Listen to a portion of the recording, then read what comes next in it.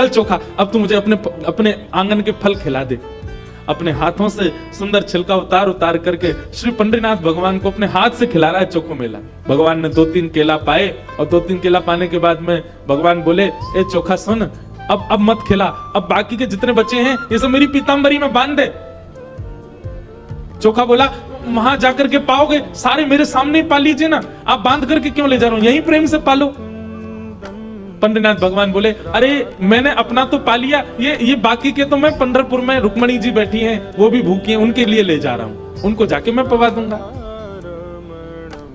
आज चोखा तेरे ऊपर इतना प्रहार किया ना सबने, तेरे ऊपर इतना अत्याचार किया सबने, इसलिए मैंने और रुक्मणी जी ने आज भोजन ही नहीं किया, हम दोनों भूखे हैं। अब मैंने तो पा लिया, अभी रुक्मणी जी के लिए ले जाऊंगा। भगवान अपनी पीतांबरी में केले बांध करके पंढरपुर आ गए। पंढरपुर में आकर के रुक्मणी जी को पवाया। प्रातः काल ब्रह्म मुहूर्त में जैसे ही कपाट खुले श्री पंडरीनाथ भगवान के, चारों ओर केले के छिलके पड़े थे। और केले के छिलके देख करके सब पंडा पुजारी बोले हम तो कपाट बंद करके गए, ये केला के छिलका यहाँ कैसे पड़े हैं, ये कौन लेके आया। तभी एक उनमें से बोले कल वो आया था ना एक चर्मकार का बालक, वही अपने संग बांध के लेके आया था इतने सारे केले, उसको सुबह तो हमने मार पीट के भगा दिया, निश्चित ही वो कहीं से रात में आ गया है और रात में आकर के सब यहाँ खा करके गया है ठाकुर जी के आगे।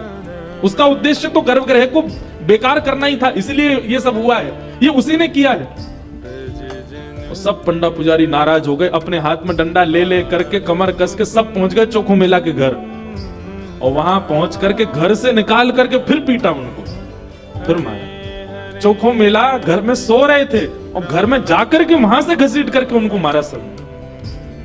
बोले, अरे दुष्ट पापी, तुझको मंदिर में नहीं जाने दिया तो रात्रि तू गर्भगृह में घुस गया।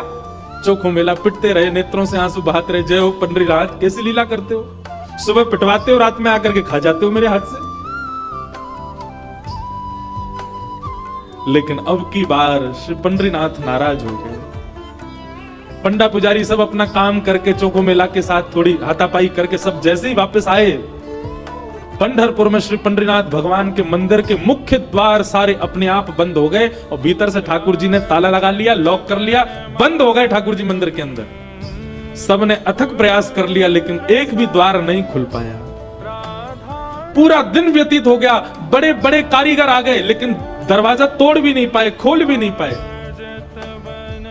तब अंत में सबको लगा हमने कोई अपराध किया है। चारों ओर पंडा पुजारी और बड़े बड़े वेदज्ञ, बड़े बड़े मनीषी सब बैठ गए, हाथ जोड़ करके पंडरीनाथ भगवान की स्तुति गाने लगे। बोले, नाथ हमसे कोई अपराध हुआ तो आप हमें बताएं, दंड दे दें, लेकिन इस प्रकार नाराज होकर मत बैठो।